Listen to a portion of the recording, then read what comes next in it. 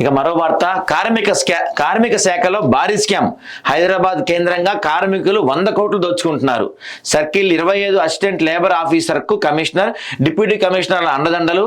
మిగిలిన జిల్లాల్లోని అన్ని లేబర్ క్లైమ్స్ హైదరాబాద్ సర్కిల్ 25 నుండి అప్రూవల్.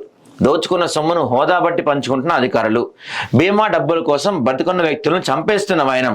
ఆన్లైన్ విధానంతో ఆగమాగం చేసిన గత బీఆర్ఎస్ ప్రభుత్వం. జరిగిన అన్ని లేబర్ క్రైమ్స్ 2019లో కావటం వెనుక పలు అనుమానాలు. సమాచార హక్కు చట్టం ద్వారా అడిగితే సమాచారం ఇవ్వని పెద్దసార్లు. ముడుపులకు అలవాటు పడి ముఖం చాటేస్తున్న కార్మిక సంఘాల నాయకులు. కార్మికుల పేరుతో ఫేక్ కార్డులు సృష్టించి కోట్లు కొట్టేసిన దగాకోర్లు. కరోనా మహమ్మారి కకృతి అధికారులకు వరంగా మారిందంట. ఇక వీళ్ళ గురించి మనం పూర్తి వివరాల్లోకి వెళ్ళే ప్రయత్నం చేస్తే, మనం రోజు మాట్లాడుకుంటున్నాం, ఇలాంటి కకృతికి పాల్పడతారు మీరు మరీను. అంటే ఇక మీ బీమా డబ్బుల కోసం బతికున్న వ్యక్తుల్ని కూడా చంపేసే పరిస్థితికి మీరు వస్తున్నారంటే, Rajendra Prasad deputy commissioner, Krishnaditya IAS. అది కార్మికుల దాదాపు ఇక్కడ చూడండి, మీకు కార్మిక చట్టం కింద కార్మికునికి ఏమైనా జరిగితే 30,000, మ్యారేజ్ బహుమతి 30,000, అంతేకాకుండా అంగవైకల్యం గిఫ్ట్, చనిపోయిన గిఫ్ట్, అంత్యక్రియల ఖర్చులు, హాస్పిటలైజేషన్ రిలీఫ్ మరియు సహజ మరణాల కింద కొంత మొత్తాన్ని నామినీకి బీమా పథకాన్ని వర్తింపజేస్తారు. ఈ కార్మిక చట్టం కార్మికుడు ఏ జిల్లాకు చెందినవాడైనా ఆధార్ కార్డు ఆధారంగా అయితే అదే జిల్లాలో బీమా కోసం అప్లై చేసుకోవాలి. ఒకవేళ బతకడం కోసం వేరే జిల్లాకు వెళ్తే అక్కడ అడ్రస్ ప్రూఫ్ను ఆధారంగా చూపించాలి. ఒక కార్మికుడికి యాక్సిడెంట్ జరిగితే జరిగిన ప్రదేశం ఆధారంగా ఆ పరిధిలో వచ్చే పోలీస్ ఎఫ్ఐఆర్ కూడా ఉండాలి.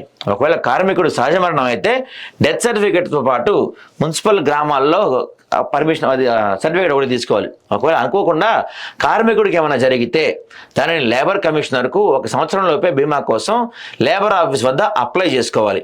కానీ గత తెలంగాణ ప్రభుత్వం కరోనా కారణంగా స్వయంగా దరఖాస్తు చేసుకునే విధానాన్ని స్వస్తి పలికి ఆన్లైన్ విధానానికి తెరలేపింది. ఇక్కడ మొదలుపెట్టారు ఇక మనోళ్ళు కార్మికుల సొమ్మును యథేచ్ఛగా దోచుకోవటం ఇక్కడ నుంచి స్టార్ట్ చేశారు. ఎందుకంటే డైరెక్ట్గా వెళ్ళి అప్లై చేస్తే వీళ్ళకి పనవట్ల. ఎప్పుడైతే ఆన్లైన్ స్టార్ట్ చేసిందో ప్రభుత్వం ఏం చేసింది, పాపం కరోనా టైం కదా, వ్యక్తిగతంగా వెళ్ళి అక్కడికి ఇవ్వటం రిస్క్, కరోనా స్ప్రెడ్ అవుద్ది అని చెప్పి దీనికి ఒక ఆన్లైన్ పోర్టల్ స్టార్ట్ చేసిన పరిస్థితి మనకు ఉంది.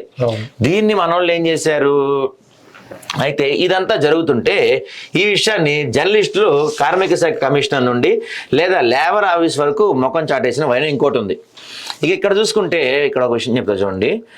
ఇంకో పెద్ద ఆఫీసర్ అయితే 4 సంవత్సరాల క్రితమే నా పేరు మీద బీమా కార్డును తయారు చేసి డబ్బులు కాజేశారు. నేను ఎవరికి చెప్పుకోవాలని జర్నలిస్ట్ ఎదురు ప్రశ్నిస్తున్నాడు. కమిషనర్ కృష్ణాదిత్య మరియు డిప్యూటీ కమిషనర్ రాజేంద్ర ప్రసాద్ అండదండలతో అక్రమాలకు తెరలేపిన సర్కిల్ 25 అసిస్టెంట్ లేబర్ ఆఫీసర్ గతంలో ఇలాంటి అక్రమాల విషయంలో విజిలెన్స్ విచారణ ఎదుర్కొన్న లేబర్ ఆఫీసర్ నాగార్జున ఈ విషయాన్ని మా జర్నలిస్ట్ లేబర్ అధికారిని అడగ్గా అందరికీ తెలిసి అందరం కలిసి హోదాని బట్టి పంచుకున్నాం అని చెప్పాడంట.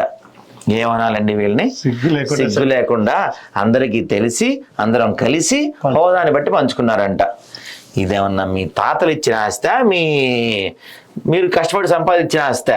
ప్రజల సొమ్ముని, అది కూడా పాపం వాళ్ళ బంధువులు లేకపోతే వాళ్ళు ఎవరో చనిపోతే వచ్చే బీమా డబ్బుల్ని మీరు దొబ్బేయటమే కాకుండా ఫేక్ ఐడి కార్డులు క్రియేట్ చేసి, ఫేక్ డాక్యుమెంట్లు క్రియేట్ చేసి బతుకున్నోడిని చంపేసినట్టుగా ఇలా మీరు క్రియేట్ చేసి దోచుకుంటున్నారంటే ఇక మీరు చచ్చిపోయా కూడా అంతే దోచుకోవాలి మీ దగ్గర నుంచి.